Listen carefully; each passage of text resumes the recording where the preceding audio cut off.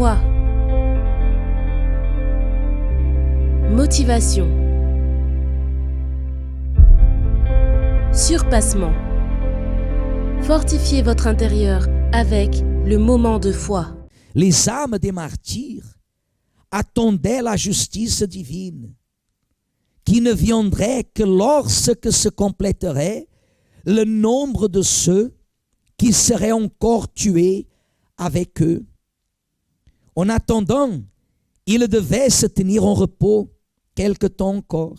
Ils ont reçu leur robe blanche comme la garantie qu'ils étaient déjà justifiés. Cette attente nous rappelle celle des grands héros de la foi, Abraham, Isaac, Jacob, Joseph, Moïse, Josué, Élie et tant d'autres.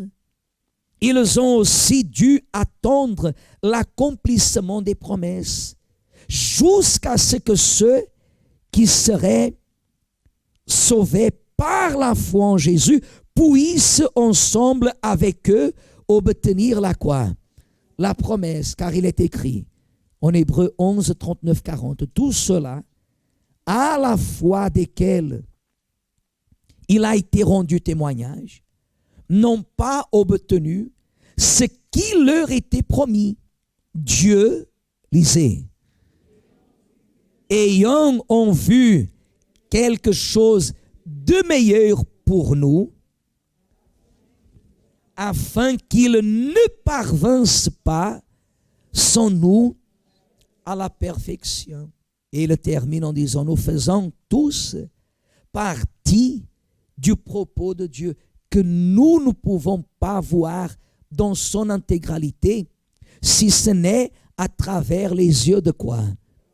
Pour cette raison, ceux qui ne vivent pas par la foi s'abandonnent aux anxiétés de la vie et se découragent à cause de l'apparent retard des promesses. Ils se découragent. Pour cette raison, ceux qui ne vivent pas par la foi s'abandonnent aux anxiétés de la vie et se découragent à cause de l'apparent retard de quoi? Ça, Église, ça c'est tellement fort. Pourquoi? Pourquoi ça c'est fort? Parce que vous devez imaginer, nous devons nous placer dans la vision que Dieu nous donne. Imaginez, nous à l'Église, nous qui donnons notre vie au Seigneur, on a donné notre vie au Seigneur, on a été baptisé, on a fait le baptême d'eau, on a abandonné le péché, on a fait confiance, on a été dans la fidélité à Dieu, dans nos dîmes, dans nos offrandes, dans nos propos. Mais voilà qu'au bout de 10, 15 ans, ça devient fatigant. C'est-à-dire, je ne vois pas comment la promesse, elle va s'accomplir. Je ne vois pas d'où va venir la réponse. Les années passent et le temps passe et je ne vois pas ce que j'ai demandé à Dieu. Et là, ma foi commence à se refroidir. Et la tendance, c'est de commencer à agir d'une façon qui contredit le chemin de la foi. Vous voyez pourquoi le Seigneur Jésus, quand il parle d'Abraham, il a parlé aux Juifs. Vous dites qu'Abraham est votre père. Pratiquez alors les œuvres de qui? D'Abraham. Abraham n'a pas laissé d'aimer Sarah. Ou il a laissé d'aimer Sarah? Non, il l'aimait toujours. 25 ans, il avait déjà reçu la promesse. Pour lui, Il savait qu'il n'aurait plus d'enfant avec Sarah, mais il l'aimait. Parce que c'est ça qu'il faut que nous comprenions. À quel âge Dieu se révèle à Abraham? 75 ans. À votre avis, à 75 ans, Abraham cherchait encore à avoir des enfants?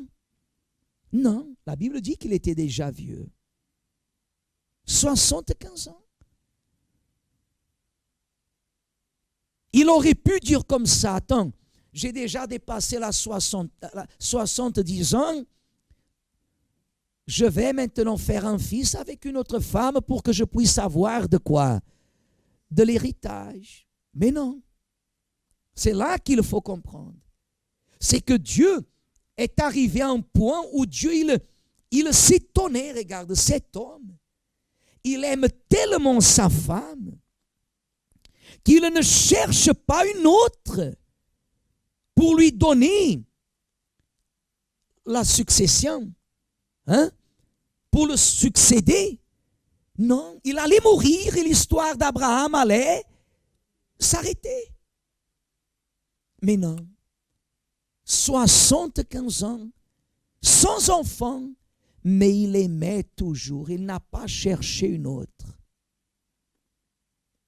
Ça, c'est du jamais vu, Église. Ça, c'est du jamais vu. Du jamais vu. Du jamais vu. Isaac, à nouveau, il se marie à 40 ans avec Rebecca. 41 ans, n'a pas d'enfant. 42 ans, pas d'enfant. 43 ans, 45 ans. 47, 49, 50 ans sans enfant. Il n'aurait pas pu chercher une autre. Mais il n'a pas fait ça. Qu'est-ce qu'il a fait? Il a gardé sa fidélité. Et 52, et 54, et 56, et 58. 60 ans, 20 ans après le mariage, il devient papa. C'est ça la différence. C'est que nous, aujourd'hui, si on ne reçoit pas ce qu'on veut de la façon que nous voulons, nous nous permettons d'agir alors de notre propre manière. On est arrivé à l'église, on ne connaissait rien de la Bible, la majorité. La majorité ne connaissait rien. Et nous avons été baptisés, et on a donné notre vie, et on a obéi, et on a évangélisé, et on a témoigné, et on a fait ça. Mais voilà qu'au bout de quelques années, parce qu'on n'a pas eu ce qu'on voulait, notre foi commence à quoi? À se refroidir. La question qu'on doit se poser est la suivante. Et si, à cet âge, je n'aurais pas suivi le Seigneur comme j'ai suivi, est-ce que ma vie serait-elle dans un meilleur état?